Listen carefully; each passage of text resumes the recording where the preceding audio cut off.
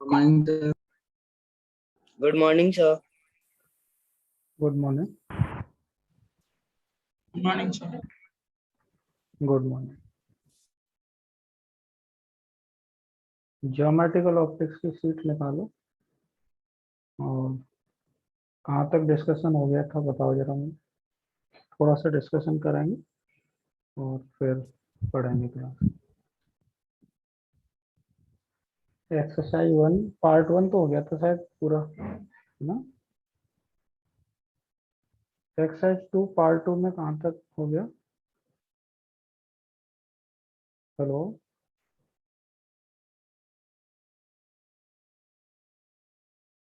Check करो जरा seat निकाल के।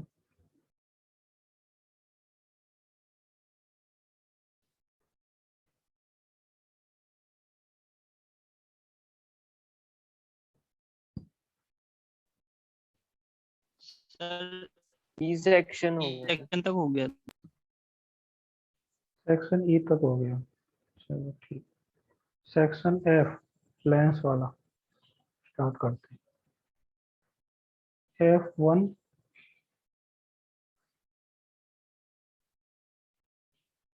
F2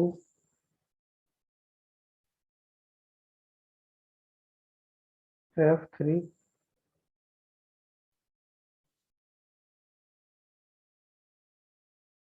F4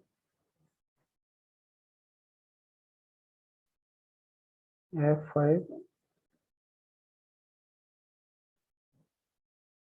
F6 Yes, sir. FC. F6 thin lines of focal length F and its aperture diameter D forms a real image of intensity I. Now the central part of aperture up to diameter d by 2 is blocked. ठीक है, तो block कर दिया मतलब ऐसी स्थिति बन गई कुछ, जैसे मान लो ये लेंस है अपने पास, ऐसा लेंस है। इस लेंस को अगर हम ऐसे काट दें, ये 3-4 पार्ट बना दो बोले इसके, जैसे एक पार्ट ये बन गया है ना, एक ये बन गया है ना, और बना सकते हो ऐसे ये पार्ट, ये कई सारे पार्ट बना दिए इसके, ऐसे ऐसे कट कर दिया। तो कितने लोग सहमत हैं अगर इसका कट करने से पहले फोकल लेंथ एफ थी, तो अब इनकी सबकी भी फोकल लेंथ एफ ही होगी, है ना। Yes, sir. Yes, sir. क्योंकि ऐसे कट करने से देखो ये लेंस छोटा भले ही हो गया, इसका अपर्चर कम हो गया, लेकिन देखो जो सरफेस है उनकी रेडियस पे कोई फर्क नहीं पड़ा। ये जो सरफेस है उनकी रेडियस पे कोई फर्क नहीं पड़ा, ठीक है, और रिफ्रैक्टिव इंडेक्स भी वही होगा। तो ऐसा ही यहाँ हुआ है, जैसे इसे कट ना करके इसका कुछ पोर्शन अगर ब्लॉक कर दिया जाए, है ना, कुछ चिपका दें इससे पेपर वगैरह, तो वही तो स्थिति है। अगर कुछ पोर्शन ब्लॉक कर दें या काट दें तो बात तो एक ही है। तो फोकल लेंथ का आंसर देखो जरा क्या होगा, फोकल लेंथ चेंज होगी या वही बनी रहेगी? वही बनी रहेगी। वही बनी रहेगी, लेकिन लाइट तो कम हो जाएगी। जैसे कुछ पोर्शन ब्लॉक कर दिया तो लाइट तो कम हो ही जाएगी, लाइट रेज जो है वो कम हो जाएंगी, तो उनकी इंटेंसिटी, जैसे मान लो ये है, इसका ये पूरा डायमीटर मान लो d है यहाँ से यहाँ तक का, तो इसका बीच में से ये पोर्शन ब्लॉक कर दिया गया है, ये d/2 डायमीटर ये बच गया है। ये ब्लॉक करने का मतलब ये वाली जो लाइट है वो खत्म हो गई, ये बच जाएगी।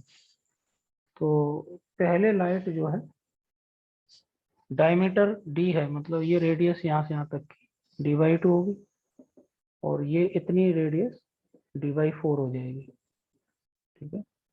तो मान लो इधर से कुछ लाइट इंसिडेंट करा रहे थे हम ऐसे,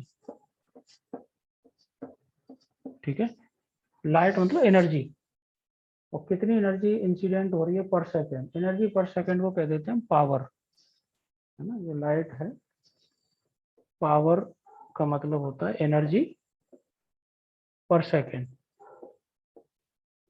ये मान लो पावर इंसिडेंट करा रहे हैं, यानी इतनी एनर्जी आ रही है लाइट की।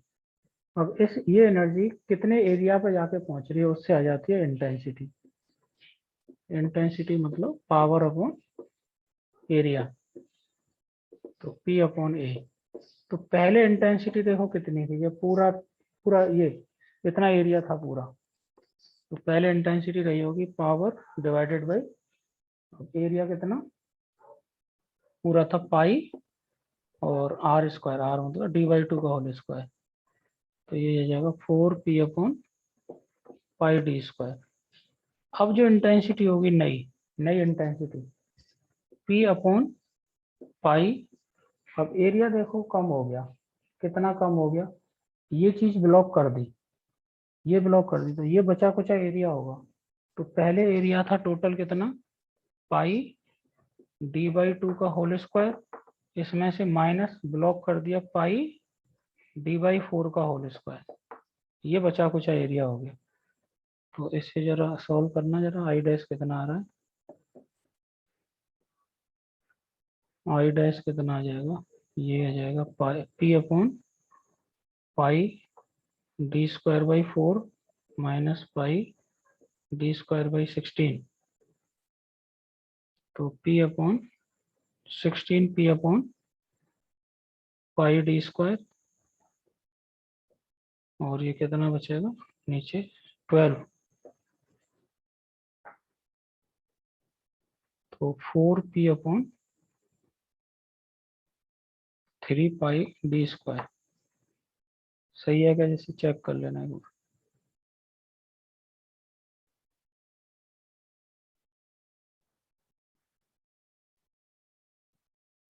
कहीं गड़बड़ तो नहीं देखी।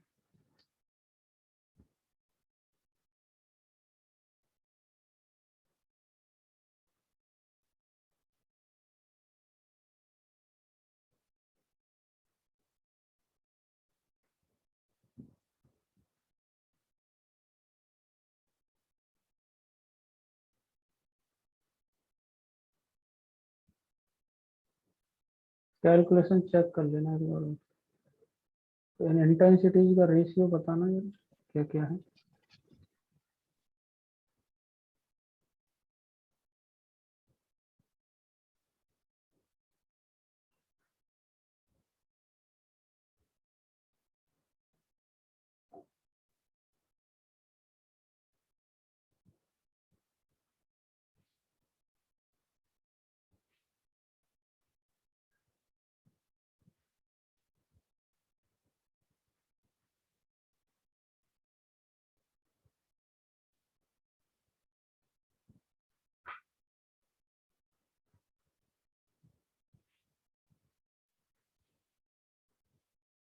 कैलकुलेशन सही है क्या? Yes, sir. हम्म,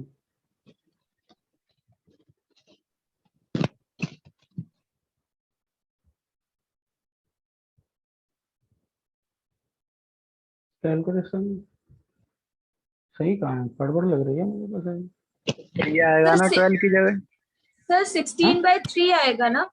3 हाँ 12 की जगह 3। नहीं, ये गड़बड़ लग रहा था।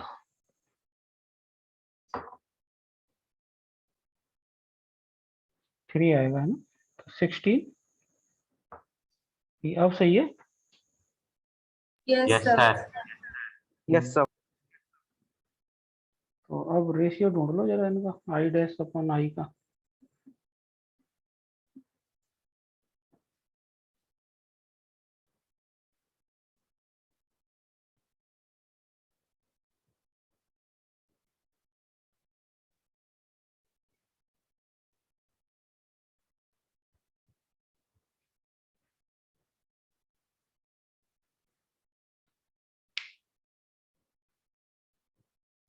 Three is to 4। 3:4, 3/4 हो गया। तो देखो जरा ऑप्शन दिख रहा है क्या कुछ, है कोई सा बी ऑप्शन? है। हाँ, फोकल लेंथ वही रहेगी, इंटेंसिटी बदल जाएगी। ठीक है। Yes sir. हम्म, F6 हो गया ये। F7,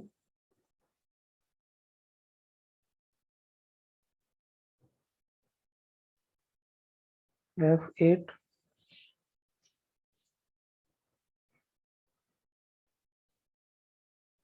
F9,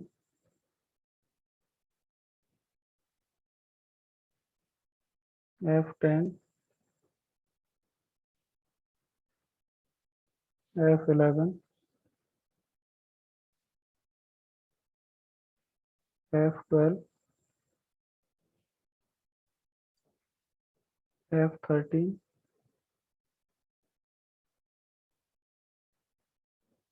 F14,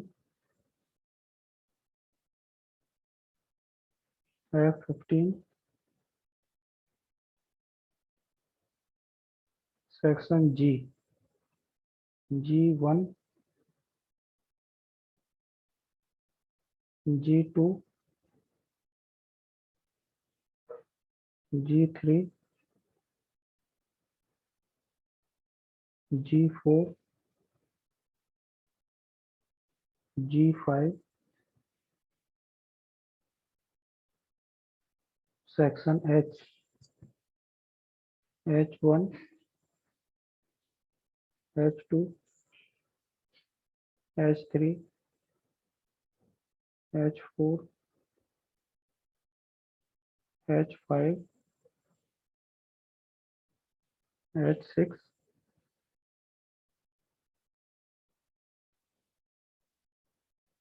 section I, I1, I2, I3, I4, I5,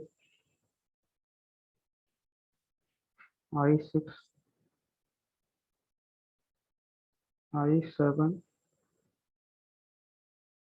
I8, I9, I10. Part 3, match the column 1,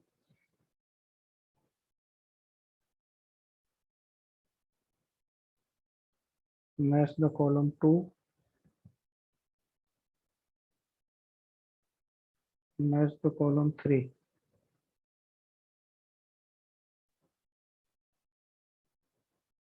Exercise 2 का part 1. Question number 1.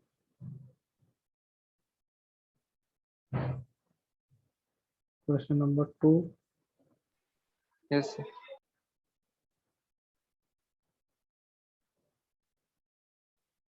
A ray of light strikes a plane mirror. Plane mirror को 45 degree से आ रही है, तो ये horizontal को vertical कर देगा ये प्लेन मिरर। फिर ये लाइट पहुंच रही है। After reflection the ray passes through prism of reflective index 1.5। तो प्रिज्म से फिर इसे डेविएट करेगा बेस की तरफ। प्रिज्म का एंगल है 4 डिग्री। स्मॉल एंगल प्रिज्म है। प्रिज्म का ऐसे रख दिया है। प्रिज्म का एंगल 4 डिग्री है। कितना डेविएशन कर देगा ये प्रिज्म? स्मॉल एंगल प्रिज्म के लिए डेविएशन का फॉर्मूला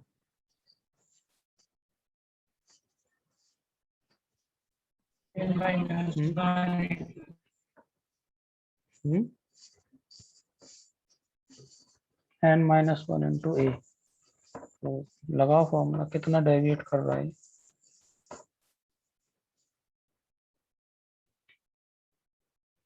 सेकंड, प्रिज्म का डेविएशन n-1 इंटू ए। n है 3/2 -1 इंटू ए। 4 दिया है 2 डिग्री। तो प्रिज्म पे ऐसे आ रही है ये लाइट, और ये ओरिजिनल डायरेक्शन है। इसको ऐसे डेविएट कर देगा प्रिज्म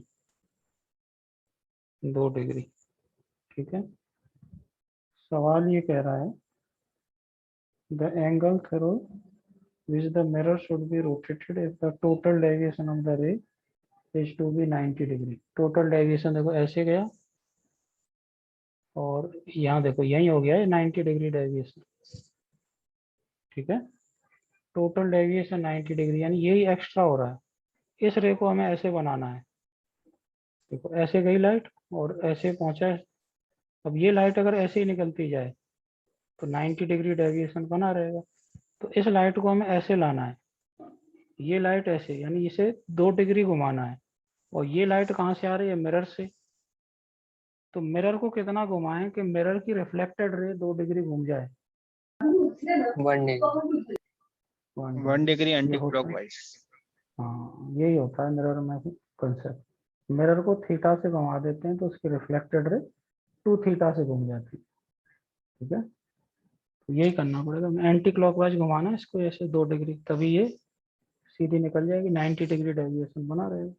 तो मिरर को घुमाना पड़ेगा 1 डिग्री, तब ये मिरर की रिफ्लेक्टेड रे 2 घूमेगी, तब ये भी 2 घूमेगी ऐसे, ठीक है। ये 2 घूमेगी तो ये भी 2 घूम के ऐसे आ जाएगी, ऐसे एंटी क्लॉकवाइज। तो 1 डिग्री घुमा दो एंटी क्लॉकवाइज मिरर को, क्या।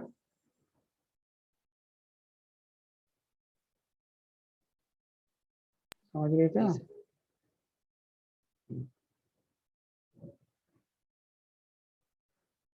हाँ, क्वेश्चन नंबर 3, 4, 5,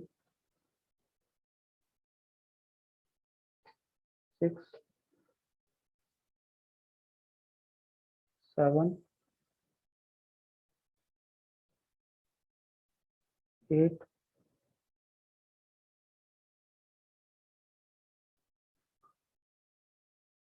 9,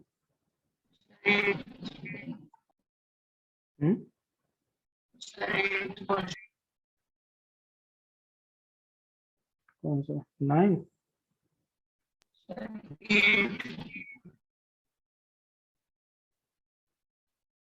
कौन सा सवाल पूछा जा रहा है? आवाज सही नहीं आ रही। सर 8 पूछ रहा है वो। 8 पूछ रहा है, कौन पूछ रहा है 8 को?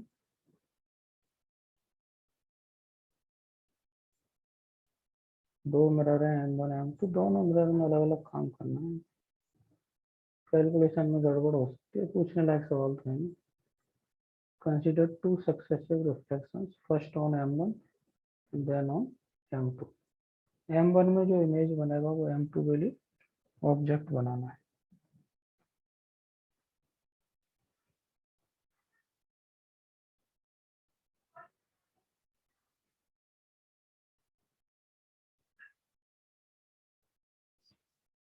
अब क्यों पूछा जा रहा है पता नहीं।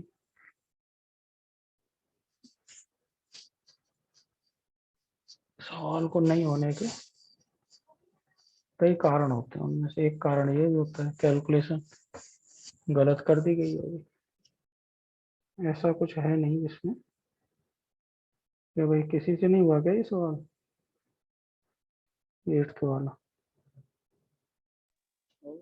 हम्म हो गया सर। हो जाना चाहिए। पहले इसका M1 में इमेज बना लेंगे, है ना। M1 में इमेज, M1 की तो प्रिंसिपल एक्सिस पे ही रखा है। M1 में जो इमेज बनेगा वो M2 के लिए ऑब्जेक्ट का काम। M1 में कहाँ बन रहा है इसका इमेज? M1 ये है, M1 में ये प्रिंसिपल एक्सिस है, रेडियस इसकी कितनी है M1 की?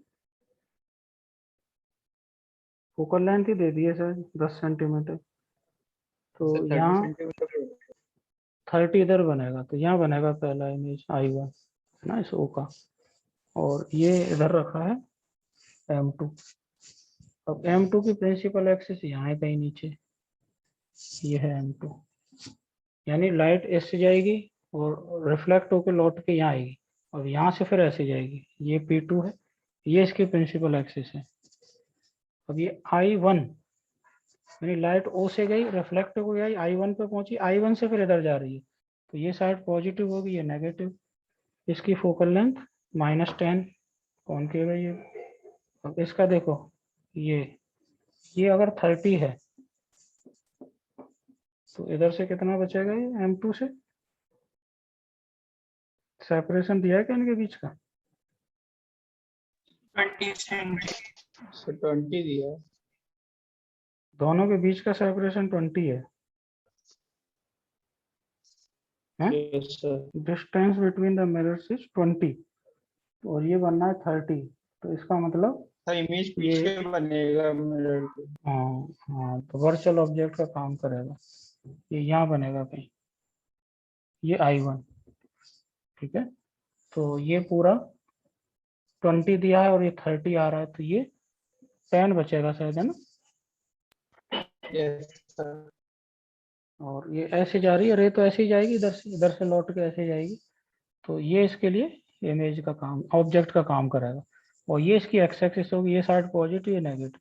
तो M2 के लिए देखो क्या क्या है। M2 के लिए और M2 U क्या रखना है, +10, फोकल लेंथ -10, और O इसका देखो क्या है, O ये होगा, ये रहा O, यानी प्रिंसिपल एक्सिस से ऊपर y एक्सिस। और ये कितना दिया है सेपरेशन, 3 सेंटीमीटर, +3 सेंटीमीटर। तो इसमें मिरर का फॉर्मूला लगा के हमें V ढूंढना है और I ढूंढना है, ये ठीक है। यस।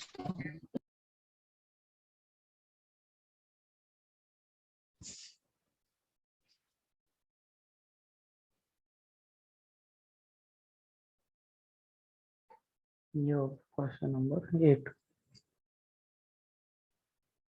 9, yes sir 9।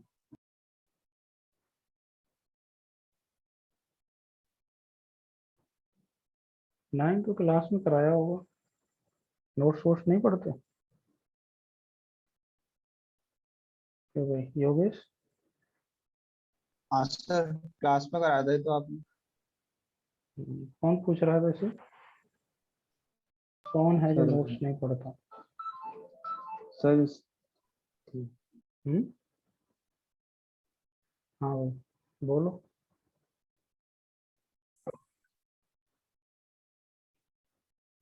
विदित पूछ रहा है, विदित क्या समस्या है इसमें? सर वो कैलकुलेशन में दिक्कत हो रही। इसमें तो कैलकुलेशन भी नहीं है, ऐसी भारी क्या कैलकुलेशन होगी? प्रिज्म से जो लाइट निकल के जाएगी बाहर, उसको ये प्रिज्म कितना डेविएट करेगा, n-1 इंटू ए से डेविएशन ढूंढा, 0.9 डिग्री है। 0.9 डिग्री, यानी मिरर पे ऐसे पहुंचेगी ये लाइट। मिरर पे लाइट ऐसे पहुंच रही है, ऐसे प्रिज्म ऐसे भेजेगा लाइट को, ऐसे ऐसे, यानी ऐसे आ रही थी प्रिज्म से पहले, तो ये लाइट ऐसे आई थी, ऐसे आ रही थी, इसने ऐसे 0.9 डिग्री डेविएट कर दी इन सारी लाइट रेंज को। तो ये 0.9, तो ये भी 0.9 डिग्री होगा। तो ऐसी लाइट रेज जो पैरेक्सियल तो हैं लेकिन प्रिंसिपल एक्सिस के पैरेलल नहीं है, इन सब की मुलाकात कहाँ होती है, ऊपर plane. Focal plane. Focal plane में, ये रही इस पॉइंट पर। ये बताना था भाई, ये इस एंगल से आता है, ये थीटा है अपना 0.9 डिग्री। तो y इज इक्वल टू हो जाएगा f इंटू थीटा। f कितना है, f दिया है क्या, 10 दिया sir. 10 centimetre into theta 0.9 into ये डिग्री में है तो रेडियन में कन्वर्ट करना पड़ेगा, कितना सेंटीमीटर आ जाएगा ये y पूछा शायद। सर mm में कन्वर्ट करके देना है आंसर। सेंटीमीटर को मिलीमीटर में कन्वर्ट करना इम्पॉसिबल काम है। सर हो जाएगा। हम्म,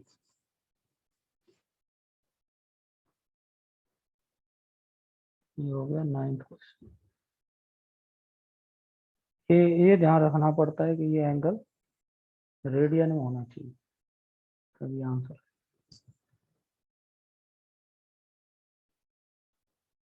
क्वेश्चन नंबर 10।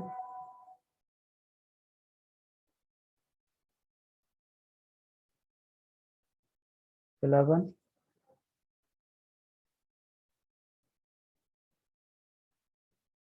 12,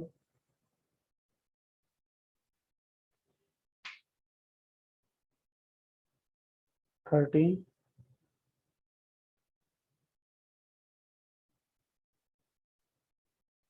14,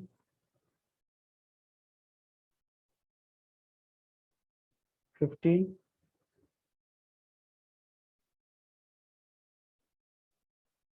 10। बाकी डिस्कशन नेक्स्ट क्लास में करेंगे।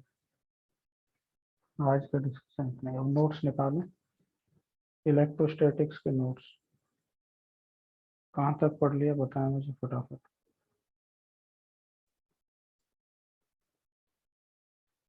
सर इनके सवाल चल रहे थे एक्सिस वाले, एसएचएम का एक क्वेश्चन हो। SHM अच्छा, एसएचएम वाला क्वेश्चन हो गया था, ठीक। रिंग की एक्सिस पे जो इलेक्ट्रिक फील्ड है उसका फॉर्मूला बन गया था, उसका ग्राफ भी बन गया होगा। R/√2 पे वो इलेक्ट्रिक फील्ड मैक्सिमम होती है। सेंटर के आसपास वाला जो रीजन होता है उसमें इलेक्ट्रिक फील्ड का वेरिएशन लीनियर वेरिएशन होता है, डायरेक्टली प्रोपोर्शनल टू एक्स। तो इलेक्ट्रिक फील्ड का वेरिएशन अगर लीनियर है सेंटर के आसपास, तो सेंटर के आसपास वाले रीजन में ही जो फोर्स आएगा वो भी लीनियर फंक्शन आएगा एक्स के डायरेक्टली प्रोपोर्शनल। तो वो जो स्मॉल ऑसिलेशंस अगर हम कराएं सेंटर के आसपास, तो वो छोटे ऑसिलेशन, स्मॉल ऑसिलेशन एसएचएम बन जाएंगे। काफ़ी दूर जाके अगर लाते हैं पार्टिकल को सेंटर की तरफ फिर ऑसिलेट कराते हैं, तो वो ऑसिलेशन एसएचएम नहीं होंगे, वो सिर्फ ऑसिलेशन कहे जाएंगे। ठीक है, सेंटर के आसपास जो ऑसिलेशन हो रहे हैं वो स्मॉल ऑसिलेशंस हैं, वो एसएचएम होंगे। उनके टाइम पीरियड का फॉर्मूला हमने पता कर लिया था, है ना।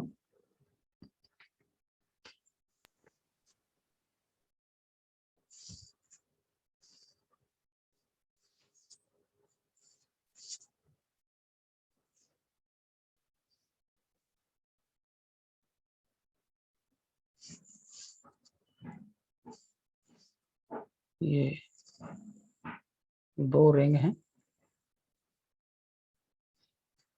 कोएक्सियल रिंग कह सकते हैं ना, एक्सिस इनके कॉमन है। इसका सेंटर C1, इसका सेंटर C2। ये प्लस क्यू चार्ज दिया गया, रेडियस इसकी R है। इसको माइनस क्यू चार्ज दिया, रेडियस इसकी R। C1 C2 जो लाइन है इनकी एक्सिस है कॉमन, इसका मिड पॉइंट है M। तो M की यहाँ से जो डिस्टेंस है ये √3R, और यहाँ से भी डिस्टेंस √3R होगी, ये लेवल। तो इन दोनों रिंग्स की वजह से इलेक्ट्रिक फील्ड बतानी है हमें, ये पॉजिटिव है ये नेगेटिव चार्ज। इस C1 पे इलेक्ट्रिक फील्ड बतानी है, C2 पे बतानी है, और mid point M। Find electric field eight C1, C2 and M।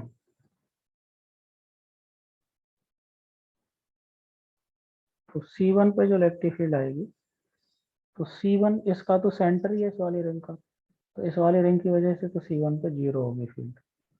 लेकिन इस वाली रिंग से आएगी, तो ये जो रिंग है इसकी एक्सिस का पॉइंट हो जाएगा C1, और रिंग है नेगेटिवली चार्ज। तो C1 पे जो फील्ड आएगी इस नेगेटिवली चार्ज रिंग की वजह से, वो आएगी इसके सेंटर की तरफ। तो ये डायरेक्शन होगी देखो C1 पे इलेक्ट्रिक फील्ड। तो C1 पे एक ही इलेक्ट्रिक फील्ड आएगी बस इसकी वजह से, इसकी इसलिए नहीं होगी क्योंकि इसका तो सेंटर ही है। तो इलेक्ट्रिक फील्ड एट C1 आप लिख सकते हो KQ/KQX, और X हो जाएगा देखो इसके सेंटर से distance 2√3R divided by R² plus 2√3R का होल स्क्वायर होल पावर 3/2। ये C1 पे फील्ड आ गई। अगर हम C2 पे फील्ड की बात करते हैं, तो C2 देखो इसका तो सेंटर ही है, तो C2 पे इसकी वजह से तो फील्ड 0 होगी, लेकिन उसकी फील्ड आएगी पॉजिटिव रिंग की, और उसके सेंटर से यहाँ एक्सिस वाला पॉइंट होगा ये, और वो पॉजिटिव चार्ज है तो अवे। ठीक है, अब उसके सेंटर से भी डिस्टेंस इतनी ही और चार्ज भी उतना ही है, तो यही फील्ड C2 पे भी आएगी इतनी। मिड पॉइंट देखो, मिड पॉइंट दोनों की एक्सिस का पॉइंट है, तो मिड पॉइंट पे इस वाली रिंग की वजह से इधर अवे और इस वाली रिंग की वजह से टूवर्ड्स, और दोनों के लिए एक्सिस का फॉर्मूला लगेगा। तो इलेक्ट्रिक फील्ड जो मिड पॉइंट पे आएगी वो 2 टाइम्स और किसी एक की वजह से के क्यू और एक्स हो जाएगा √3r divided by R square plus √3r का होल स्क्वायर और होल पावर 3/2। डायरेक्शन ये है।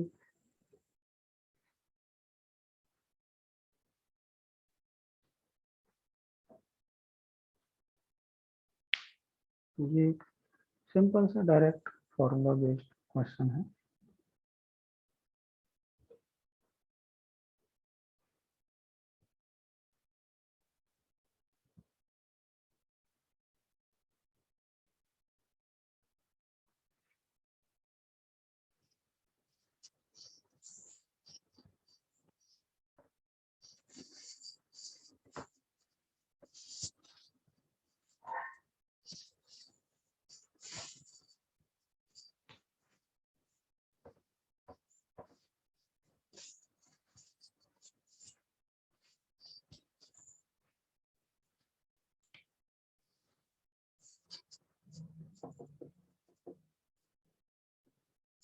Electric field due to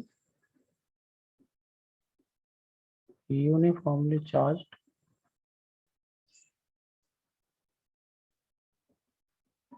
disk, circular plate को हम डिस्क बोल देते हैं। तो डिस्क और रिंग में ये अंतर ही है, रिंग को जो चार्ज दिया जाता है वो लीनियर डिस्ट्रीब्यूशन में आएगा, लेकिन डिस्क को अगर चार्ज देंगे तो सरफेस डिस्ट्रीब्यूशन में आएगा। ठीक है, तो डिस्क की इलेक्ट्रिक फील्ड और वो हमें एक्सिस वाला फॉर्मूला देखो पता करना होता है। जैसे ये डिस्क है, डिस्क अगर हम बनाएं और ये इसका सेंटर है और ये लाइन इसकी एक्सिस कही जाएगी।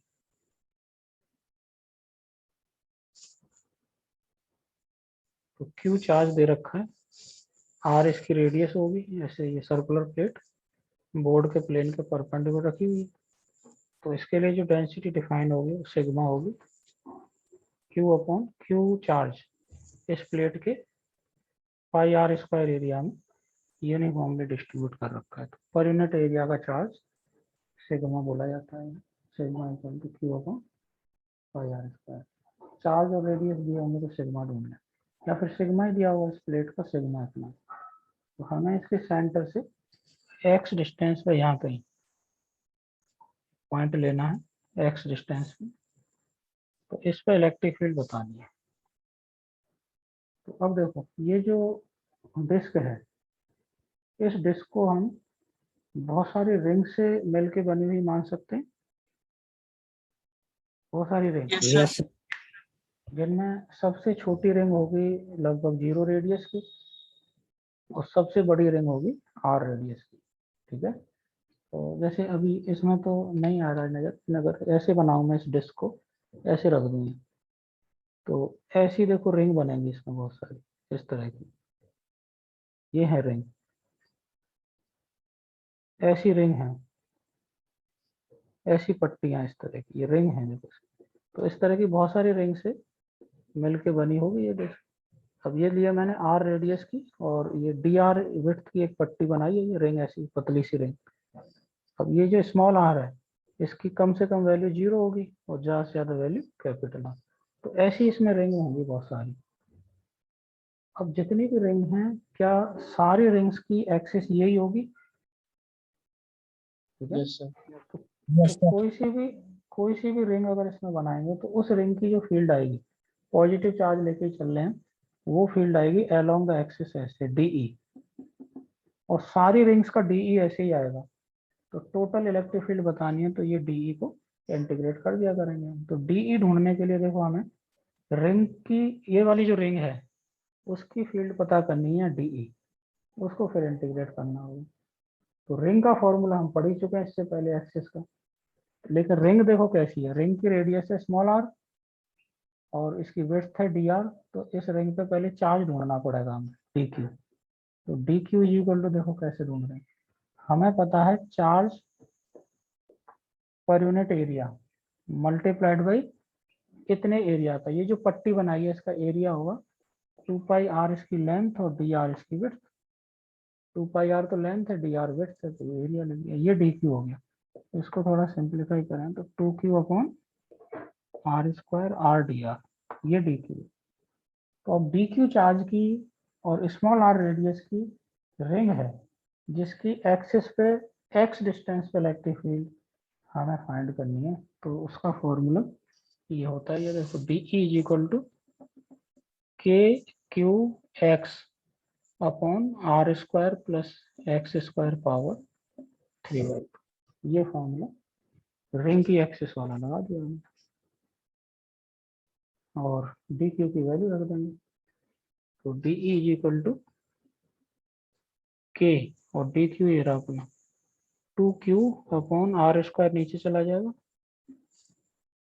2q आर स्क्वायर, ऊपर आएगा आर डी आर, ऊपर एक्स भी है और नीचे R square plus x square power 3/2 भी है। इसमें स्मॉल आर वेरिएबल है बस, बाकी सब कांस्टेंट है। तो इसको अगर इंटीग्रेट करना होगा तो नेट फील्ड अगर हमें बतानी है, नेट फील्ड होगी इसका इंटीग्रेशन। तो इसमें देखो 2kqx अपॉन आर स्क्वायर, ये तो सब कांस्टेंट है, बाहर आ गया। इंटीग्रेशन में बचेगा R D R divided by R square plus x square power 3/2। और आर की, स्मॉल आर की लिमिट देखो मैं लगाऊंगा 0 से लेके कैपिटल आर, तो पूरी डिस्क कवर हो जाएगी। अब इसको इंटीग्रेट कर देंगे तो अपना आंसर मिल जाएगा।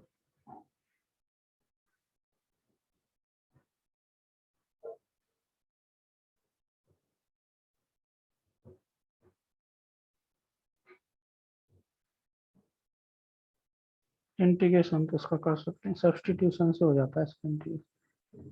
Are square plus x square को अगर हम टी रख देंगे तो ये इंटीग्रेट हो जाएगा सब्सटीट्यूशन से।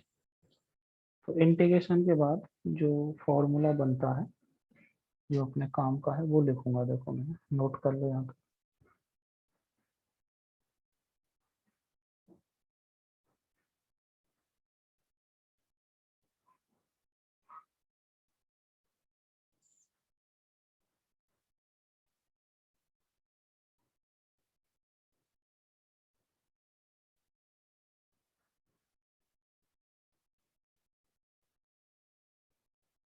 Sigma by 2 epsilon naught bracket में 1 minus X Y R under root of R square.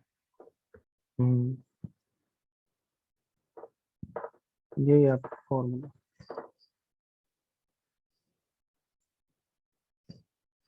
देखो ये E इज इक्वल टू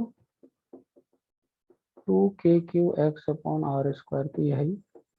जब इसे इंटीग्रेट करोगे, लिमिट्स वगैरह लगाओगे, तो 1/x अपॉन ये 1/रूट आर स्क्वायर प्लस एक्स, ये इसका इंटीग्रेशन आ जाता है। एक्स को अंदर ले जाएंगे और के की जगह पे 1/4πε0 रख देंगे।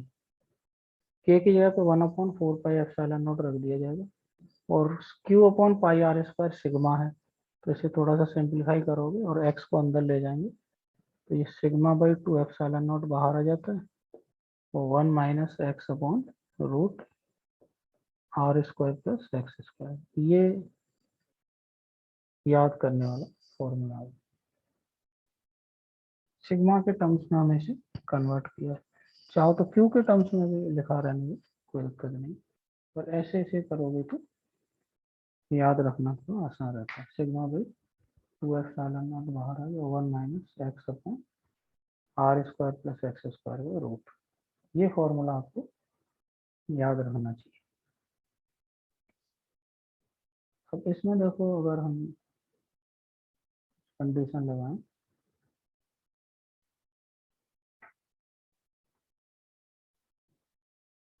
तो कंडीशन देखो ये लगाई जाएगी, अगर मैं इस डिस्क की जो रेडियस है, डिस्क की जो रेडियस है उसको हम अगर बहुत ज्यादा कर दें,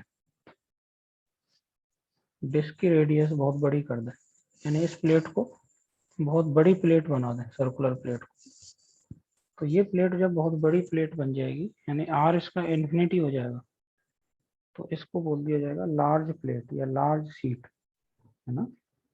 लार्ज शीट इसे बोल दिया जाएगा अगर इसकी रेडियस इनफाइनाइट कर दी जाए। और रेडियस अगर यहाँ इनफाइनाइट रखेंगे हम, इनफाइनाइट रेडियस, रेडियस बहुत बड़ी हो जाएगी, तो यहाँ इन्फिनिटी रखेंगे तो डिनोमिनेटर इन्फिनिटी हो जाएगा, तो ये पूरी चीज जीरो हो जाएगी, 1 माइनस 0 1, तो फॉर्मूला आ जाएगा सिग्मा बाई 2 एप्सिलॉन नॉट। तो इसी से देखो हम एक फॉर्मूला बना सकते हैं लार्ज प्लेट का, electric field due to uniformly charged thin large plate, thin मतलब थिकनेस उसकी बहुत कम है, थिन लार्ज शीट, ठीक है। थिन लार्ज शीट की इलेक्ट्रिक फील्ड का फॉर्मूला हम एक और तरीके से पता करेंगे, गॉस थ्योरम वगैरह उससे भी, लेकिन वो यहाँ से भी आ जाएगा। देखो इसी फॉर्मूले में ये अप्रोक्सीमेशन लगा दिया जाए, आर इन्फिनिटी कर दिया जाए, r is equal to infinity, तो ई इज इक्वल टू आ जाएगा सिग्मा बाई 2 एप्सिलॉन नॉट। अब ये एक्स पे डिपेंडेंट नहीं आ रहा, यानी प्लेट से जो डिस्टेंस ली थी हमने एक्स, वो नहीं आ रहा, ठीक है। अब देखो लार्ज प्लेट को हम ऐसे बना देते हैं डायग्राम में, लार्ज प्लेट, ये एक प्लेट है मान लो, अब इसकी ये वाली साइड इन्फिनिटी तक चली जाए, ये वाली साइड इन्फिनिटी तक चली जाए, ये भी इन्फिनिटी तक जा रही है और ये भी इन्फिनिटी तक जा रही है, यानी इसकी सारी डायमेंशंस, जैसे मान लो ये स्क्वायर प्लेट है और स्क्वायर प्लेट की चारों साइड इन्फिनिटी बना दी जाए, ये भी इन्फिनिटी, ये भी इन्फिनिटी, ये भी इन्फिनिटी, अब ये कॉर्नर भी इन्फिनिटी पे मिलेगा, ये भी इन्फिनिटी पे, ये सब इन्फिनिटी पे मिलेंगे। अब इन्फिनिटी में ऐसा नहीं होता कम इन्फिनिटी या ज्यादा इन्फिनिटी, तो सारे इन्फिनिटी आ रहे हैं सारी डायरेक्शन, जैसे हम इनफाइनाइट रेडियस की, या तो ऐसे कहते हैं इनफाइनाइट साइड की स्क्वायर प्लेट है, या फिर ऐसा भी कह सकते हैं इनफाइनाइट रेडियस की सर्कुलर प्लेट है, बात एक ही है, ठीक है? कम इन्फिनिटी ज्यादा इन्फिनिटी कुछ होता नहीं। तो ये अगर सारी डायमेंशन इसकी इनफाइनाइट तक जा रही हैं, तो इस प्लेट को हम इस कैटेगरी में रखते हैं, ठीक है। ये इसको ऐसे भी रख दिया जाता है डायग्राम में कई बार, बोर्ड के प्लेन के परपेंडिकुलर, ऐसे अगर रखें हम इसे यूं, ऐसे रखें, ठीक है। अभी तो समझाने के लिए ऐसे बना दिया प्लेट जैसी, लेकिन सवालों में कई बार इसे ऐसे रख देते हैं, ये बहुत ही पतली सी है और ऐसे रखी है, ये साइड इन्फिनिटी तक जा रही है, ये इन्फिनिटी तक, और बोर्ड के प्लेन के परपेंडिकुलर जो साइड है वो भी इन्फिनिटी, और ऐसे लिख दिया जाएगा, तो सिग्मा, सिग्मा लिख दिया, मतलब इसकी चार्ज डेंसिटी पता है। तो अब यहाँ कहीं जैसे यहाँ पॉइंट लिया जा रहा है, तो इस पॉइंट की यहाँ से डिस्टेंस होगी कुछ मान लो एक्स, तो इस पॉइंट पे जो इलेक्ट्रिक फील्ड आ रही है वो आ रही है सिग्मा बाई 2 एप्सिलॉन नॉट, इसमें एक्स कहीं नहीं आ रहा, सिग्मा पॉजिटिव है तो ऐसे आएगी, हाँ सिग्मा बाई 2 एप्सिलॉन। अगर यहाँ पॉइंट लिया जाए तो यहाँ भी देखो सिग्मा बाई 2 एप्सिलॉन नॉट, यहाँ भी सिग्मा बाई 2 एप्सिलॉन नॉट। तो इस लार्ज शीट के इस पूरे रीजन में एक्स पे तो डिपेंडेंट है ही नहीं है, एक्स तो आ ही नहीं रहा इसमें, तो ऐसा कह सकते हैं इस पूरे रीजन में हर जगह पे इलेक्ट्रिक फील्ड एक जैसी होगी और डायरेक्शन भी सब जगह एक जैसी होगी। अगर यहाँ पॉइंट लेंगे तो उसमें भी सब जगह फील्ड एक जैसी होगी, बस डायरेक्शन उधर हो जाएगी, सिग्मा बाई 2 एप्सिलॉन नॉट। तो ऐसा कह सकते हैं कि लार्ज शीट की जो इलेक्ट्रिक फील्ड है वो यूनिफॉर्म इलेक्ट्रिक फील्ड जैसी लग रही होगी। यूनिफॉर्म का मतलब सब जगह मैग्नीट्यूड एक जैसा, जैसे इस रीजन में अगर फील्ड की बात करें तो इस रीजन में फील्ड यूनिफॉर्म है और इस रीजन में भी फील्ड यूनिफॉर्म, यानी शीट के दोनों side uniform electric field produce कर देती है, ठीक है।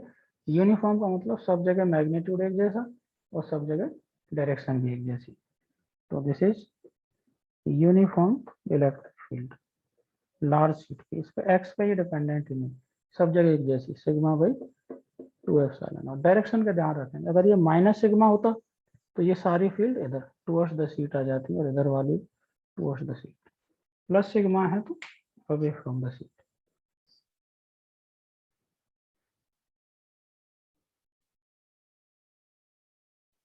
लार्ज शीट की इलेक्ट्रिक फील्ड का फॉर्मूला भी आपको याद रखना चाहिए, सिग्मा बाई 2 एप्सिलॉन नॉट। इसमें देखो इस तरह के सवाल हमें मिलेंगे। Sir 1 for minute example,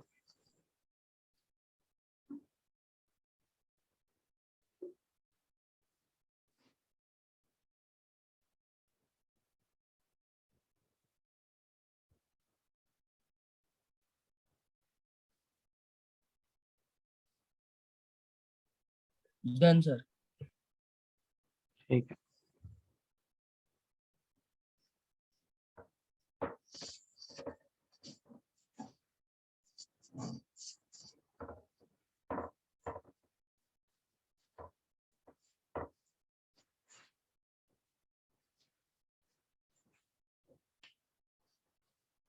for example देखो सिचुएशन ऐसी है कि एक ये थिन लार्ज शीट है और एक और थिन लार्ज शीट है, दोनों आपस में पैरेलल हैं। इसका चार्ज है प्लस सिग्मा और इसका भी प्लस सिग्मा, दोनों पैरेलल रखिए एक दूसरे को सेपरेशन। एक पॉइंट यहाँ लिया जा रहा है ए, एक पॉइंट है बी, एक पॉइंट है C. Find electric field at A, B and C.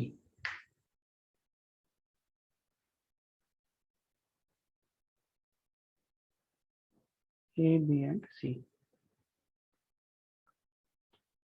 तो ए पॉइंट की अगर बात करते हैं, ए पॉइंट, सिग्मा बाई देखो ये जो एप्सिलॉन। प्लेट है, हाँ ये वाली जो प्लेट है ये पॉजिटिव है, तो इस प्लेट की जो फील्ड आएगी वो यहाँ ऐसे आगे, और ये भी पॉजिटिव है तो इसकी फील्ड भी यहाँ आगे। दोनों फील्ड ऐड हो जाएंगी, sigma by 2 epsilon not plus sigma by 2 epsilon naught. तो आंसर आ जाएगा सिग्मा बाई एप्सिलॉन नॉट इधर की तरफ। अगर बी पॉइंट की बात करते हैं तो देखो ये प्लेट पॉजिटिव है, इसकी फील्ड इधर आएगी, और ये प्लेट पॉजिटिव है तो इसकी फील्ड भी आगे ऐसे, दोनों कैंसिल होकर 0। सी पॉइंट पे भी देखो दोनों की अभी आ जाएगी और ऐड होके सिग्मा बाई एप्सिलॉन नॉट उधर की तरफ राइट होकर। और कर सकते हैं देखो एक साथ, जैसे ये फिर से दो प्लेट हैं पैरेलल, इसको प्लस सिग्मा चार्ज दिया, इसको माइनस सिग्मा, और फिर से वही पॉइंट लिए जा रहे हैं ए, बी, सी। फिर से फील्ड बतानी है, find electric field at A, B, सी।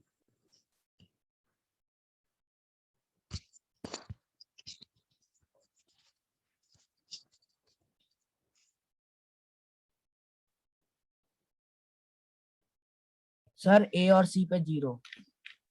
अच्छा बी पे सिग्मा ऊपर है। ठीक है, देखो ये पॉजिटिव है तो इस पॉजिटिव प्लेट की ए पे फील्ड आएगी अभी, और ये नेगेटिव प्लेट है इसकी फील्ड आएगी इसकी तरफ, दोनों बराबर अपोजिट।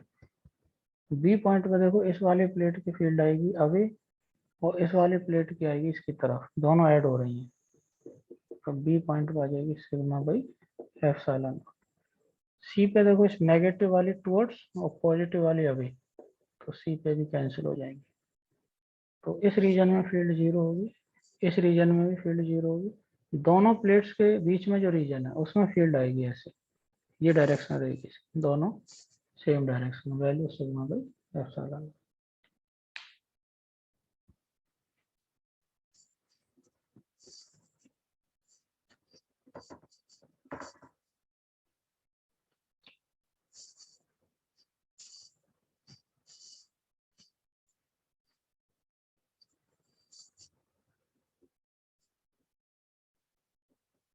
तीन प्लेट हैं ये, तीनों पैरेलल, पॉइंट ए है, ये बी, ये सी और ये डी, इन सब पे फील्ड बतानी, ए, बी, सी।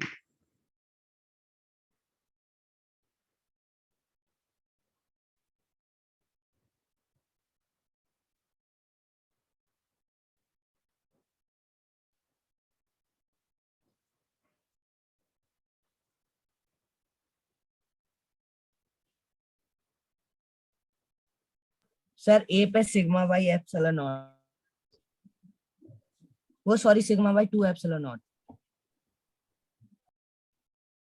तो गलत है ये तो। सिग्मा बाई एप्सिलॉन नॉट ही होगी। तो नहीं होगी।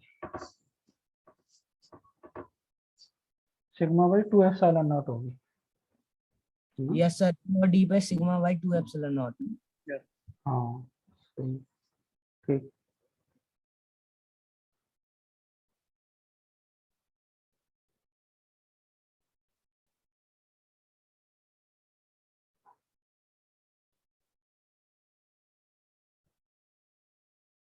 सर बी और सी पे तो भी सी same। पे सर सिग्मा अपॉन एप्सिलॉन।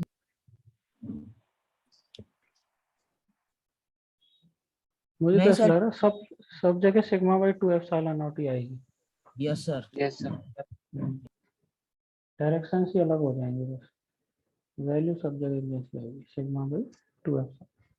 कैसे देखो, ए पॉइंट पे इस प्लस की और इस प्लस की दोनों की तो दो अवे आएंगी ऐसे, इस माइनस की टूवर्ड्स आएगी, तो एक एक कैंसिल हो जाएगी, तो एक तो बची रह जाएगी अभी भी।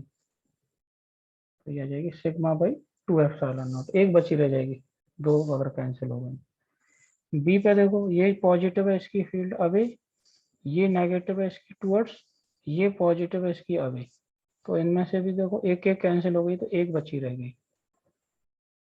सिग्मा बाई 2 एप्सिलॉन नॉट इधर आएगी net field.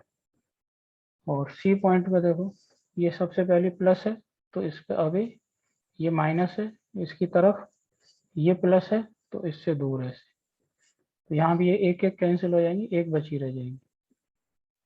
Sigma by 2 epsilon not, net इधर आएगी इसमें, यहाँ नेट इधर आएगी।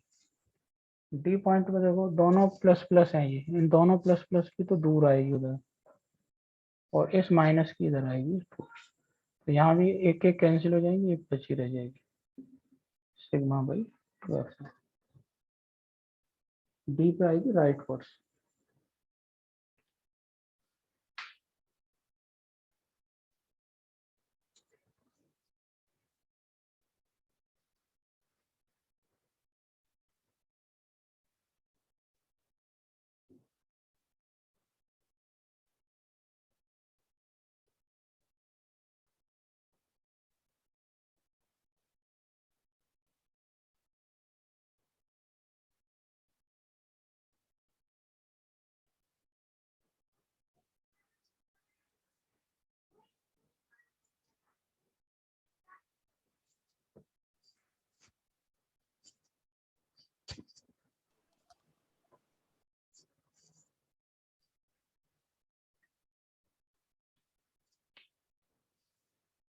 ये देखो, एक लार्ज प्लेट है, प्लस सिग्मा इसका चार्ज है, डेंसिटी, और ये फिक्स है यहाँ, और ऐसे रखिए ये यहाँ, ठीक है। और इस पूरे रीजन में ये ग्रेविटी फ्री स्पेस बोल दिया जाता है, gravity free space. Gravity free space का मतलब होता है जी आपको जीरो लेना है, एम जी जैसा फोर्स नहीं लेना। ये ग्रेविटी फ्री स्पेस बोलेंगे, लेकिन इस प्लेट की यहाँ इलेक्ट्रिक फील्ड जरूर होगी, ठीक है। और क्या वैल्यू होगी उसकी पता है हमें, सिग्मा बाई 2 एप्सिलॉन नॉट, और डायरेक्शन भी उसकी ऐसे आगे होगी, ठीक है। अब देखो, इस वाली प्लेट से इस ग्रेविटी फ्री स्पेस में यहाँ से कुछ डिस्टेंस पे जाके एक पॉजिटिव चार्ज पार्टिकल एम मास का रिलीज कर दिया यहाँ से डी डिस्टेंस पे, रिलीज किया यहाँ से, ठीक है।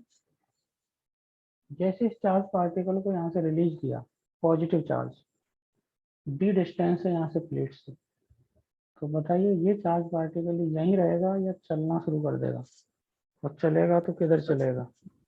Sir away from the sheet चलना शुरू कर।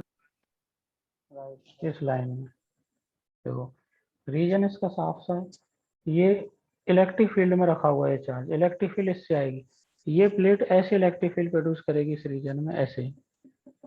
अब इस इलेक्ट्रिक फील्ड में पॉजिटिव चार्ज रख रहे हैं, तो इलेक्ट्रिक फील्ड में पॉजिटिव चार्ज पे फील्ड की डायरेक्शन में फोर्स लगता है, तो उस फोर्स की वजह से ऐसे जाएगा। तो कुछ समय बाद प्लेट से इसकी डिस्टेंस बढ़ जाएगी, और बढ़ के मान लो 2D हो गई होगी, यहाँ पहुंच गया होगा, डिस्टेंस बढ़ के 2d हो गई। जब ये डिस्टेंस बढ़ के 2d हो गई होगी तब इसके पास कुछ स्पीड भी आ गई होगी। ठीक है, तो हमें पता करना है find speed of particle when distance will become 2d and time taken, वहां तक का टाइम भी बताना है। Speed of particle when distance will become 2d and also find time taken. तो बड़ा ही कॉमन सा सवाल होता है। सबसे पहले तो ये बताओ इस चार्ज पार्टिकल पे जो फोर्स लगेगा वो फोर्स कितना लगेगा, Q इंटू ई। तो Q और E है सिग्मा बाई 2 एप्सिलॉन। इस फोर्स की वजह से इसे जो एक्सलेशन मिलेगा Q sigma by 2m epsilon not. कितने लोग सहमत हैं कि ये एक्सलेशन कांस्टेंट रहेगा? Is it? Yes sir. Sir electric field constant लग रही है इसकी। इलेक्ट्रिक फील्ड यूनिफॉर्म है तो उसकी वजह से फोर्स जो आएगा वो यूनिफॉर्म, और फोर्स की वजह से जो एक्सलेशन आएगा वो यूनिफॉर्म। तो इस पार्टिकल की मोशन देखो, straight line motion with constant acceleration. जब स्ट्रेट लाइन मोशन होती है कांस्टेंट एक्सलेशन से, तो क्या हम मोशन के जो इक्वेशंस होते हैं उनको लगा सकते हैं? v is equal to yes u sir. Plus a t या v square equal to u U square plus 2s। तो वी स्क्वायर हमें फाइंड करना है, u 0 है 2 इंटू ए ये रहा q sigma by 2m epsilon naught into s। s देखो यहाँ से लेके यहाँ तक d से 2d जाने में d डिस्टेंस कवर हुई इसकी। तो v इज इक्वल टू आ जाएगा रूट के अंदर sigma bye m epsilon not. इतनी स्पीड। ठीक है, और हम इस फॉर्मूले से टाइम भी ढूंढ सकते हैं, s is equal to u t plus half a t square. तो s चला इसने d, u है 0, half a 0 q sigma by 2m epsilon naught into t square से t आ जाएगा। इसका उल्टा सवाल भी हो सकता था, जैसे ये प्लेट पॉजिटिव चार्ज, तो अगर यहाँ किसी डिस्टेंस पे हम नेगेटिव चार्ज को रिलीज करते वो इसके तरफ आता, फिर सेपरेशन कम होता जाता, नेगेटिव चार्ज इधर आता फिर। ठीक है, तो ये सेम सवाल बन सकता था उसमें। बस इन सवालों में खास बात ये है कि एक्सलेशन कांस्टेंट आ जाएगा, क्योंकि लार्ज शीट जो फील्ड प्रोड्यूस कर रही है वो यूनिफॉर्म है, और उसकी वजह से जो फोर्स आ रहा है वो भी यूनिफॉर्म, और एक्सलेशन आएगा वो भी यूनिफॉर्म है, कांस्टेंट। तो एक्सलेशन जब कांस्टेंट हो जाता है तो हम मोशन के जो इक्वेशंस होते हैं v equal to u plus a t वाले वो लगा सकते हैं।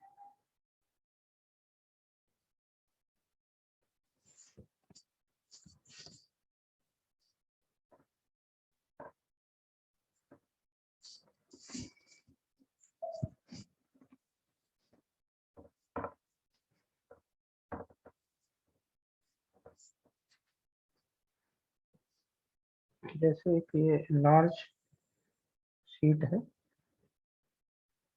प्लस सिग्मा इस पे चार्ज है और ये फिक्स है, लेकिन अब की बार ये ऐसे हॉरिजॉन्टल ऐसे फिक्स है ये प्लेट ऐसे। तो ये जो रीजन है ये gravity free space, again gravity नहीं लेना आपको। और इस रीजन में देखो यहाँ से एक छोटी सी बॉल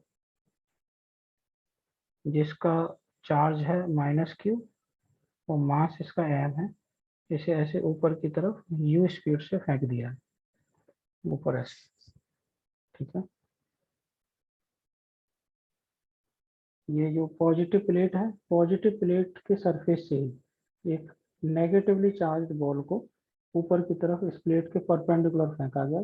ग्रेविटी है नहीं, जी नहीं है। तो अब बताइए जैसे जैसे ये बॉल ऊपर चलती जाएगी इसकी स्पीड घटेगी या बढ़ेगी?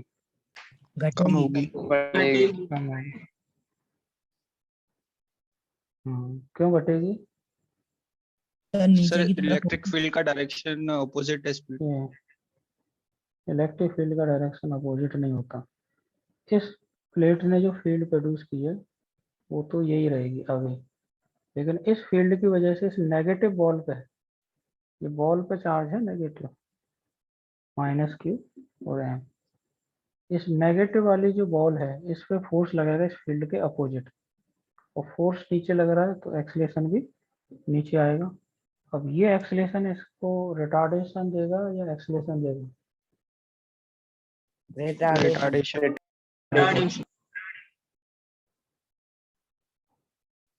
एक हाईएस्ट पॉइंट पे जाके ये बॉल एक मोमेंट के लिए रुकेगी, तो इसे इसकी मैक्सिमम हाइट कह सकते हैं या मैक्सिमम डिस्टेंस फ्रॉम प्लेट। तो क्या ये बॉल यहीं लटकी रह जाएगी अब? सर नीचे आएगी। एक मोमेंट के लिए रुकेगी, वापस यहीं आएगी और यहीं पहुंच जाएगी फिर से।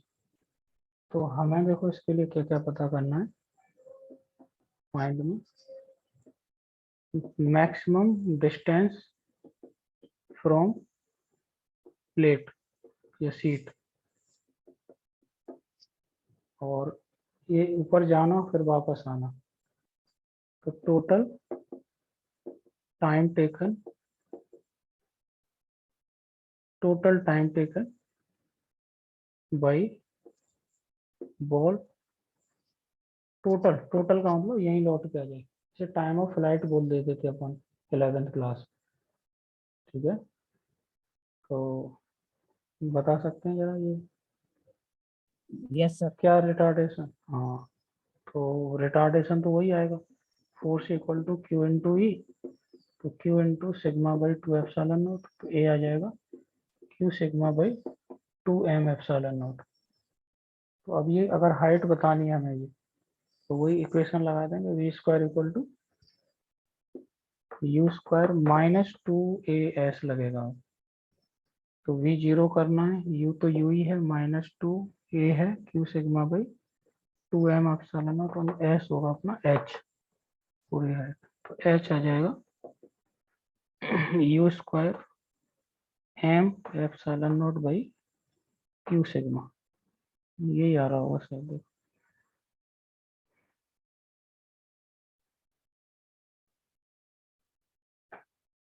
Yes sir. टाइम भी पता कर सकते हैं। टाइम देखो, यहाँ से यहाँ तक का टाइम और फिर वापस आने का टाइम, ये वैसे कुछ लोगों को याद होगा, ये हमने बताया भी था। जितना टाइम जाने में लगता है उतना ही वापस आने में लगता है कि नहीं? जी वाले सवाल किए थे अंडर ग्रेविटी वाले, है ना। तो यहाँ से यहाँ तक जाने का समय ये लगाएंगे, v is equal to u minus a t, तो v zero u minus a अपना ये हो गया a इंटू टी वन मान लो, यू बाई ए आ जाएगा, T1 जाने का और T2 फिर वापस आने का, तो टोटल टाइम हो जाएगा 2u by a, u by a जाने में, u बाई ए वापस आने, तो 2u बाई ए की वैल्यू है q sigma by 2m epsilon not, 4m epsilon not by sigma. q sigma, ये टाइम ऑफ फ्लाइट हो जाएगा टोटल।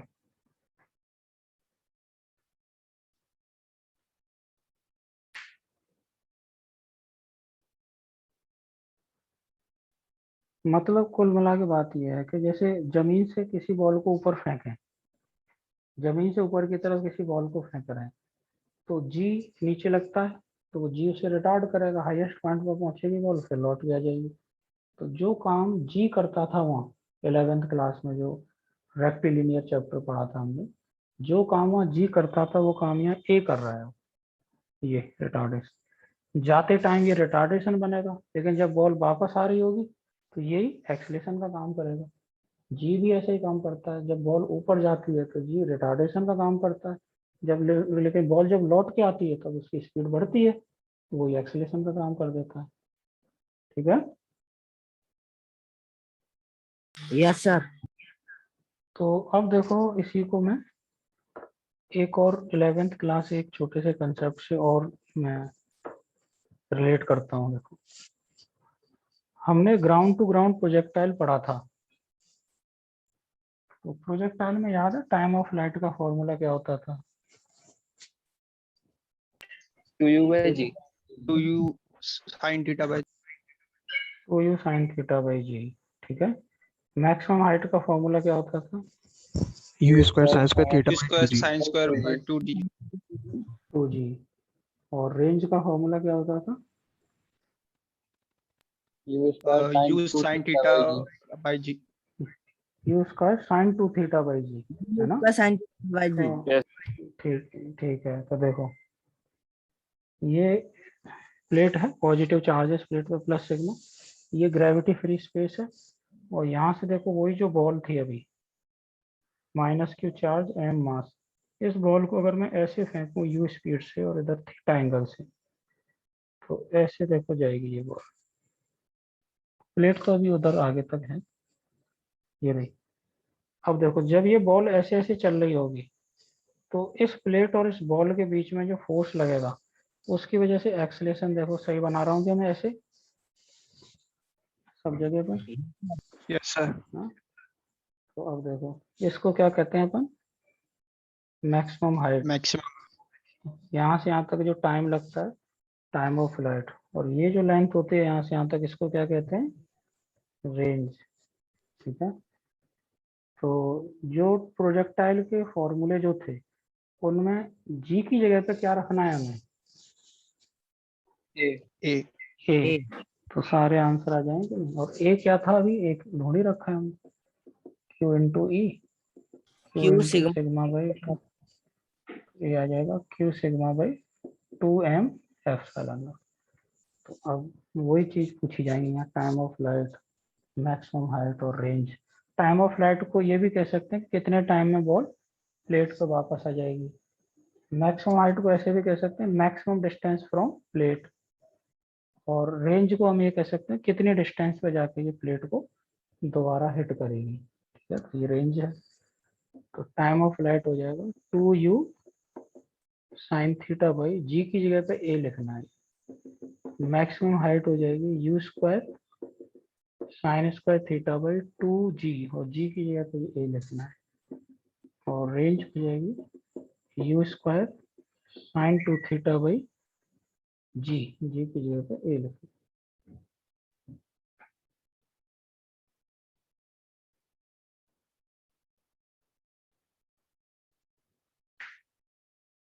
तो वो तो बेसिकली होता था प्रोजेक्टाइल अंडर ग्रेविटी। ये है तो प्रोजेक्टाइल, लेकिन ये अंडर ग्रेविटी नहीं है, ये अंडर इलेक्ट्रोस्टैटिक फोर्स कह सकते हो। ग्रेविटी तो यहाँ खत्म कर दिया। तो ऐसा जरूरी नहीं है कि जो प्रोजेक्टाइल मोशन होती है वो हमेशा ग्रेविटी की वजह से ही हो, अंडर ग्रेविटी। प्रोजेक्टाइल हम इस तरह के भी बना सकते हैं सवालों में। जो ग्रेविटी से एक्सलेशन आता था जी, वो तो नहीं है यहाँ, लेकिन उसकी जगह पे इलेक्ट्रोस्टैटिक फोर्स से जो एक्सलेशन आ गया है वो आ गया है।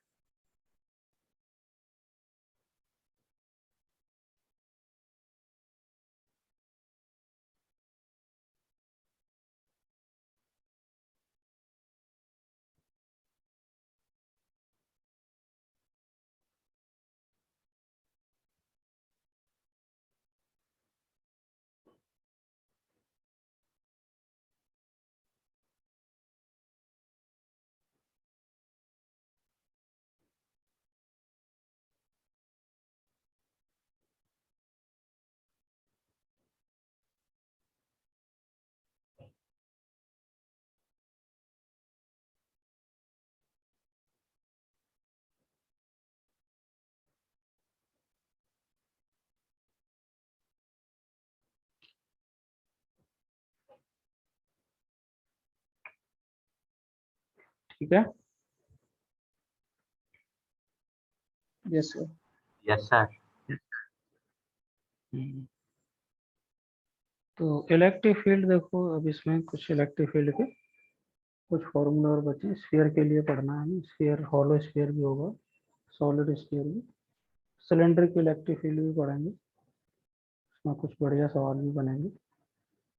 और नेक्स्ट क्लास में पढ़ेंगे फिर। ठीक है। Yes sir. Thank you sir. ठीक, ओके।